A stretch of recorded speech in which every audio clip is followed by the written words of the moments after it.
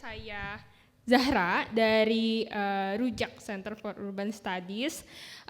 Saat ini saya juga sebagai pendamping warga untuk beberapa kampung kota di Jakarta, dan di Rujak juga beberapa kali gitu ya terlibat dalam kegiatan konsultasi, riset dan juga advokasi mengenai isu-isu perkotaan, salah satunya adalah banjir.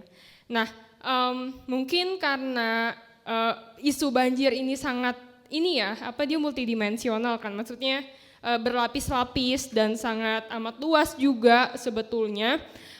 Tapi ada satu sisi dari isu banjir yang mungkin sangat kurang nih diangkat, padahal berdasarkan hasil temuan-temuan kami ya di beberapa area di Jakarta, misalnya di sepanjang Kali Krukut, kemudian di daerah-daerah Muara Angke juga, kemudian di kampung-kampung kota juga, banjir ini justru ketika misalnya kita bilang Jakarta ini kurang insinyur buat menangani banjir, atau misalnya Jakarta ini kurang ahli dalam menangani banjir, sebenarnya nggak kayak gitu.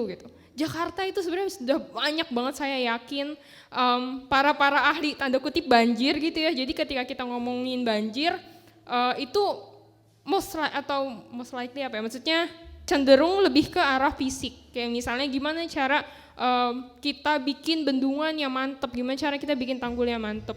Tapi hal nyata di lapangan adalah tanggulnya udah mantep, bendungannya udah mantep, secara fisik dia nggak ada yang salah gitu ya. Bahkan dari sisi pengadaan, konsultan banjir di Jakarta tuh sering banget ya ngadain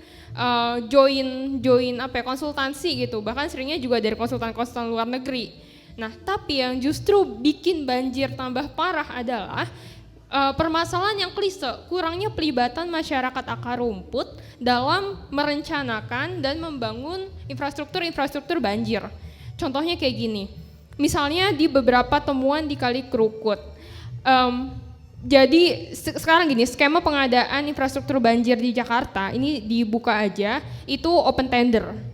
Open tender dalam artian, oke, ini ada banjir, daerah sini ada banjir, oke, kita pengadaan, gimana caranya kita ada konsultan perencanaan, kemudian ada MK atau manajemen konstruksi, kemudian let's go bangun gitu. Nah, itu semua, itu yang kami temukan di lapangan, di beberapa kampung kota juga dan di beberapa komunitas sungai di Jakarta, itu one sided, satu arah gitu. Jadi kucuk-kucuk 2 minggu sekali gitu ya, konsultan datang ke lapangan, nanya, jadi hanya memposisikan warga ini sebagai, ini dari semua yang kami temui, memposisikan warga ini sebagai penyedia data aja gitu, penyedia data, cerita aja gitu, tapi tidak dilibatkan secara langsung dalam proses perencanaannya. Jadi ketika ya udah sejam 2 jam ke permukiman warga nanya, di sini banjirnya kayak gimana, kalau banjir ngapain aja, gimana aja, ya udah that's it, 2 jam pulang lagi ke rumahnya atau ke kantornya, kemudian baru balik lagi setelah rencana itu setengah jalan balik lagi survei, ngukur, kemudian balik lagi finishing rencana, abis itu balik lagi, entah itu balik lagi atau mungkin langsung nih dikasih ke dinasnya gitu ya, dikasih ke dinasnya, dari dinasnya itu langsung open tender lagi buat membangun. Jadilah tiba-tiba dibangun tanggul yang tanggulnya itu sebetulnya nggak kayak gitu. Sebetulnya warganya udah bikin infrastruktur swadaya yang justru karena ada tanggul-tanggul atau karena ada infrastruktur pemerintah yang proses pembuatannya atau perencanaannya one sided seperti itu malah tambah memperparah. Malah jadinya luapan airnya bukan dari sungai, tapi dari in kontras gitu, dari infrastruktur pemerintah yang dibangun secara satu arah tanpa pelibatan warga yang bermakna dengan infrastruktur swadayanya warga gitu. Atau sebenarnya masalahnya bukan di situ nih menurut warga, tapi menurut konsultan ini masalahnya itu di situ, udah terlanjur dibangun, anggarannya udah ada, let's go dibangun. Padahal enggak gitu, masalahnya itu bukan di situ, ada lagi daerah lain, ada lagi akar masalahnya. Nah, hal-hal seperti ini itu sering kami temui ya dalam beberapa riset banjir kami di RCUS tentang kurangnya pelibatan warga ya secara mumpuni gitu ya dalam proses banjir itu. Itu yang pertama. Yang kedua adalah pelibatan warga secara mumpuni bermakna yang dimaksud tuh yang seperti apa? Ya ya yang mana warga ini bukan hanya sebagai objek penyedia data doang gitu ya, bukan sebagai objek oke ini rencananya udah ada, kita sosialisasikannya juga seperti apa gitu ya, nggak ngerti juga kita istilah-istilah teknis misalnya, gimana caranya kita ekspektasi warga ngerti di sini tanggulnya berapa meter, ini konstruksinya dari apa, gimana caranya kita ngerti gitu, dan itu juga udah final result ya. Itu ya, jadi ya kami ingin solusi yang kami ajukan juga, ini juga hasil riset kami, dan ini juga bukan hanya di Jakarta aja, ternyata permasalahan seperti ini ya, banjir tambah parah itu bukan karena infrastruktur yang kurang mumpuni, tapi karena bentrok gitu antara infrastruktur dengan warga, infrastruktur pemerintah, dan kurangnya swadaya masyarakat ini terjadi di 9 kota lain gitu di Indonesia, di Palu, kemudian di Cirebon, di macam-macam gitu ya. Ini juga hasil riset kami bersama komunitas-komunitas akar rumput juga di Indonesia, dan juga telah kami eskalasikan sebetulnya bersama dengan UNDP Indonesia dan juga Bappenas gitu. Tapi ya memang mentok karena regulasi yang tersedia itu memang tidak mewadahi proses perencanaan bersama untuk kondisi banjir gitu. Jadi memang untuk penyediaan banjir infrastrukturnya itu ya melalui mekanisme formal dan perencanaan bersama warga-warga, forum-forum yang mana warga beneran membuat rencana bersama gitu ya, penanggulangan banjir berbasis komunitas, itu memang belum ada mekanisme dan wadahnya, makanya tidak bisa dilakukan di lapangan gitu. Makanya Jakarta sekarang ya banjirnya juga mayoritas karena hal ini gitu ya, bukan hanya infrastruktur yang memadai atau kurang tuh ya itu iya, cuman ada lagi nih masalah yang major tapi kurang untuk dinaikkan gitu.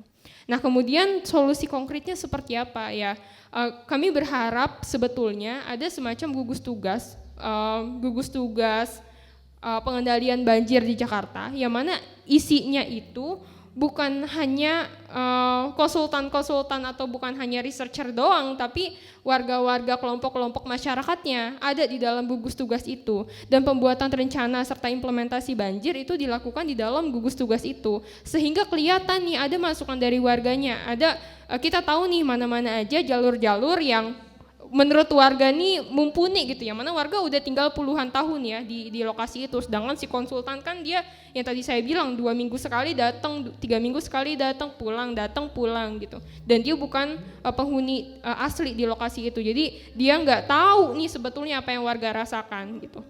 Itu ya, jadi kami bersama dengan kota-kota lain sebetulnya, bukan hanya Jakarta doang, itu berharap adanya gugus tugas atau diwadahi gitulah, pewadahan perencanaan bersama untuk solusi banjir ini berbasis komunitas. Karena kita tidak bisa dan tidak boleh juga, tidak bisa dan tidak boleh melihat warga yang sudah tinggal puluhan tahun gitu di kampungnya, di pinggir-pinggir sungai, itu nggak tahu apa-apa gitu. Oh enggak gitu, warga kalau misal mau disurvei, silahkan pinggir-pinggir sungai Jakarta, mereka tuh udah punya solusi-solusinya juga untuk menghadapi banjir gitu. Mereka tahu nih daerah-daerah tiap kali banjir kayak gimana, mereka udah bikin infrastruktur swadayanya, dan itu tuh menjadi modal gitu untuk dikolaborasikan, dikerjasamakan dengan proses formalnya pemerintah gitu. Itu harusnya jadi possibility, jadi potensi gitu, bukan tiba-tiba mau menyelesaikan banjir di lokasi itu tapi tutup mata gitu dengan solusi-solusi akar rumput yang telah warga buat gitu, tutup mata untuk mengikutsertakan warga sebagai plannernya, sebagai insinyur sipilnya gitu. Mungkin sekian dari saya. Oh ya, dan perlu diingat juga banjir di Jakarta itu bukan hanya dari air hujan, bukan hanya dari air hujan ya, bukan hanya dari atas terus ke bawah gitu, tapi juga dari air laut juga. Jadi kalau misalnya bisa ditanya juga, dicek untuk warga-warga kampung di Muara Angke, kampung-kampung nelayan tradisional, justru mereka banjir itu bukan karena hujan terus gotnya mampet, enggak gitu, tapi karena pasang surut air laut. Jadi tiap beberapa bulan sekali mereka banjir sekitar sekepala gitu ya, sedada gitu, itu karena rob gitu. Dan itu terus-terusan berlanjut dan sampai sekarang belum ada ya perencanaan yang mumpuni untuk menjadikan itu sebagai permasalahan yang mana dicari nih solusinya bareng-bareng seperti apa. Karena satu, mereka di sana masih bermasalah mengenai legalitas lahannya gitu. Nah, legalitas lahan ini yang tanda kutip dianggap bermasalah itu menjadi alasan lurah terkait, camat terkait, bahkan dinas-dinas terkait untuk tidak bisa nih kita melakukan pembangunan di daerah sini. Gak bisa kita menyelesaikan banjir di sini karena pada akhirnya tanah bapak dan ibu ini masih bermasalah gitu. Ya itu ya, jadi ketika kita ngomongin banjir itu juga terkait dengan tata ruang, terkait dengan status pertanahan. Padahal ketika kita kulik lebih jauh lagi, banjir, kita merasa aman akan bencana, kita merasa pelayanan dasar kita terpuaskan dan lain-lain, itu adalah hak dasar warga negara, terlepas dari apapun status lahannya, terlepas dari apapun bagaimanapun dia hidup di sana, legal atau ekstra legal, yaitu adalah hak mereka gitu ya untuk merasa aman akan banjir, untuk akan bencana alam karena dia banjir rob juga gitu.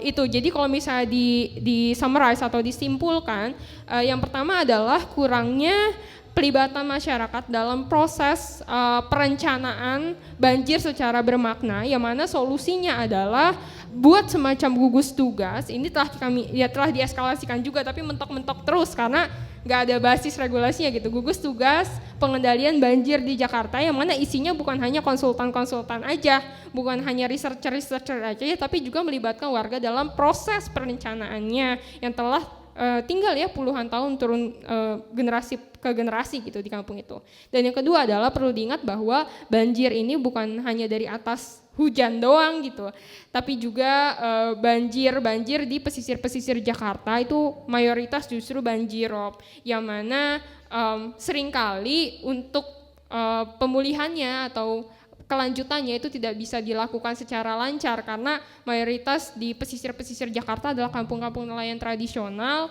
yang mana tanahnya dianggap ya, sekali lagi saya tekankan dianggap ya, bukan mereka benar seperti itu, dianggap tidak legal gitu status tanahnya, jadi tidak bisa dilakukan pembangunan. Padahal hak kami merasa aman gitu, itu adalah hak dasar warga negara gitu, dan terlepas dari status apapun tanahnya, lahannya, ya dia berhak gitu mendapatkan solusi atas banjirop yang dia rasakan gitu, solusi secara adil ya. Mungkin sekian dari saya, terima kasih.